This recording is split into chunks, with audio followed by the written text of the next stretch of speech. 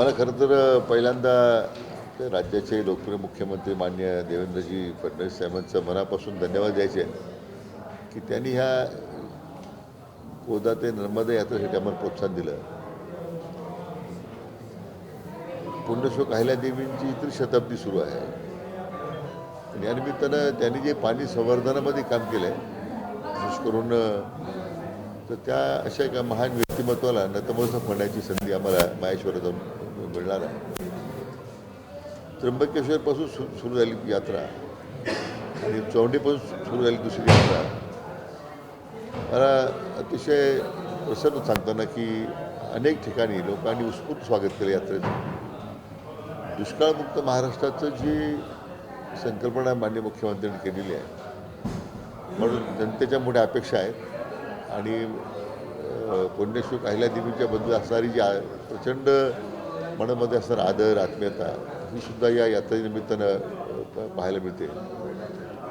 संभाजीनगरमध्ये तर उत्स्फूर्त स्वागत झालं काल रात्री. आम्हाला जवळजवळ 11 वाजले फुलंब्रीला जाता जाता. लोकांचा उत्साह आहे आणि हाच उत्साह आमच्या कामाला अधिक गती देईल असं मला नेहमी आता त्याबद्दल माझ्या मनात तरी तो विश्वास आहे. जो काही संदेश एकटीचा संदेश म्हणा किंवा जी सर्वांना एक चांगला संदेश देणारी यात्रा पोहोचते तर तो उद्देश वगैरे सार्थक होतो.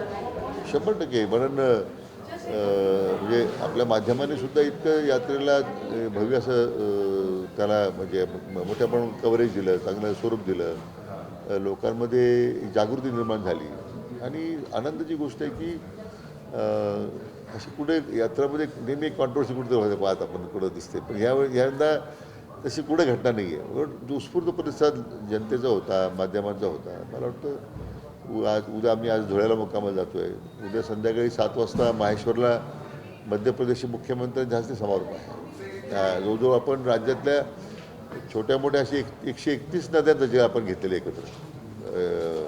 पहिल्यांदा घडलं की प्रत्येक राज्यातल्या प्रत्येक नद्याचं जलपूजन झालं आणि तो कलश तिथं आणलेला आहे. त्या भागातले आमदार मोदी असतील, कोणी प्रतिनिधी असतील त्यांनी. मला वाटतं एक चांगला सुरेख संगम एक अखंड महाराष्ट्राचा या यात्रेच्या निमित्तानं आपल्याला पाहायला मिळतो. मीरा रोडच्या हल्ल्याप्रकरणी एक घटना समोर आली. आरोपी जय जुबेर अन्सारी चाकूचा 2 सुरक्षारक्षकासमोर उभा होता आणि आरोपीने तुला कलम वाचता येतो का, नमाज पडता येतो का असं म्हणजे त्यांनी सुरक्षारक्षकावर हल्ला केला. हे अतिशय दिवसेंदिवस घटना ज्या पद्धतीने समोर येत आहेत अतिशय गंभीर आहे. मला वाटतं केवळ काही पळवाटा शोधून काही लोक आरोपी असे मोकाट सुटतात. कठोर कारवाईची गरज आहे. सरकार अतिशय प्रत्येक घटनेचे गांभीर्याने दखल घेत आहे आणि अशा ज्या स्पॉरेटिक घटना आहेत, काही मला वाटतं रॅडिकलायझेशन मुद्दा पण झालेले लोक आहेत त्या अशा ते त्याच्यामुळं मी म्हटल्याप्रमाणे पळवाटा जरा कमी करू त्या आपल्याला सील केलं पाहिजे आणि ही कारवाई तर कडक केली पाहिजे. सातत्याने महाराष्ट्रात लव जिहादचे प्रकरण समोर येत आहेत. कोणी असं आता कोल्हापूरमध्ये देखील तसा ते प्रकार समोर आलेला आहे. कठोर कायदा करण्याची गरज निर्माण झाली.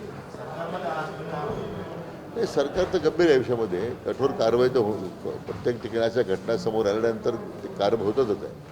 मागे एकदा मी इथं संभाजीनगरला एकदा बोललो होतो की हाही असे जे प्रकार होतात समाजामध्ये याच्यामध्ये या लव जिहादच्या विशेष करून प्रकरणामध्ये तर एक सामाजिक जबाबदारी प्रत्येकाचीच आहे. आता आपल्या कुटुंबातले घटक कोणी असतील ते काय करतात. मला वाटतं जितकं सरकारचं नियंत्रण त्या घटनेवर असलं पाहिजे किंवा असे गुन्हे रोखता आले पाहिजे, आपल्याला हे प्रकार रोखता आले पाहिजे. मला वाटतं यामध्ये समाजातसुद्धा एक मोठा सहभाग होणं आवश्यक आहे की आपल्या कुटुंबातला घटक काय करतोय हे सुद्धा मला वाटतं याच्यावर लक्ष ठेवण्याची आता आवश्यकता आहे. काही तपासात असं देखील समोर आलं की संघटितपणे म्हणजे सेंट्रलाइजपणे अशा पद्धतीने ठरवून केलं जातं. आता जो TCSची घटना आपण जी पाहतोय नाशिकची ती गंभीरच आहे ना. एक ठरवून त्या महिलेचा परिस्थितीचा गैरफायदा घेऊन मग हे जे काही धर्मांतर करण्याचे प्रकार समोर येत आहे तेवढ्या आता एक एवढी मोठी कॉर्पोरेट कंपनी आहे टाटा कन्सल्टन्सी सर्व्हिसेस, इथे प्रकार घडतात. मला वाटतं या बदलत्या वातावरणामध्ये आणि ही वाढत्या प्रकरणाचा विचार करताना मला वाटतं काहीतरी SOP तयार करावं लागेल. स्थानिक पोलीस विभागावर गुन्हे अन्वेषण विभाग आहे पोलिसांचा त्यांच्यावर सुद्धा काही मला वाटतं अंकुश आणावं लागतील. तर आमचं पोलिसी कमी पडतं का? गुन्हे अन्वेषण विभाग त्या ठिकाणी काय करतोय? त्यांना असे इंटेलिजन्स काय आउटपुट इनपुट काय मिळत नाही लवकर? खराच्या प्रकरणामध्ये ज्यावेळी पहिला गुन्हा शिर्डीत दाखल झाला आहे, आम्ही त्यावेळी कारवाई सुरू केली. नाशिक पोलिसांच्या तर डोक्याखालीच ते प्रकरण सुरू होतं. मला वाटतं आता ठीक आहे, सामाजिक जबाबदारी आहे, जे जिहादीमध्ये असणाऱ्या गुन्हेगारांना शासन करण्याची आवश्यकता आहे, पण ज्या हद्दीमध्ये प्रकरण घडत आहेत तिथे सुद्धा मला वाटतं जे प्रशासन असेल त्यांच्यावर सुद्धा मला वाटतं जर थोडे आपण अंकुश आणले, कारवाई केली, आपोआपच अकाउंटेबिलिटी ज्याला म्हणतो आपण की आता येईल, प्रकरण मोठा आळा बसेल. हे प्रकरण पूर्णतः बोगस आहे. खराब बाबाचं प्रकरण मागे टाकायचे आणि जर या जागी खराब बाबाच्या ऐवजी एखादा मुस्लिम बाबा असतात तर ते आतापर्यंत बुडून नाही, जातात. मला वाटतं इम्तियाज जलीलला माझी तिथे पत्रकार राहिलेले आहे स्वतः. ते संवेदनशील असलं पाहिजे अशा प्रकरणामध्ये.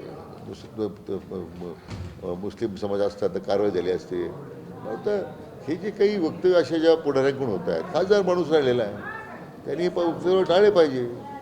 हा सामाजिक प्रश्न तयार झालेला आहे. उलट आम्ही सगळे मिळून याच्यावर याला कसा अटकाव करू शकतो, याच्यावर कशी मात करू शकतो, हा राजकीय पक्षाच्या भूमिके पलीकडून विचार करण्याची आवश्यकता असं बघतो. सर, विधान परिषदेच्या संजय गायकवाड यांनी एक मागणी केली की कॉम्रेड पानसरे विरोधात मरणोत्तर गुन्हा दाखल करून त्या प्रशासकाला तात्काळ अटक करा. आता संजय गायकवाडनी हे अशा प्रकारचे भ्रामक विधान, जे भ्रमिष्ठ विधानं करतायत ना, तेच चुकीचं आहे. त्यामुळे पक्षाची बदनामी होते, सरकारची बदनामी होते. आता कॉम्रेड पानसरेंची हत्या झाली दुर्दैवाने, त्यावेळीसुद्धा मी स्वतः कोल्हापूरला गेलो, आपण मागणी केली आरोपी अटक झाले पाहिजे. भूमिका त्यांनी जी काही भूमिका मांडलेली ती मला वाटतं ती एकदा गायकवाडने समजून घेण्याची गरज आहे. अशी भडक विधानं करून माध्यमात चर्चेत राहणं हे टाळलं पाहिजे. याच्यातून काय मी साध्य करतो आहे? उलट आम्ही छत्रपती शिवाजी महाराज आम्ही अवमानच करतो ना, अशी विधानं करतो.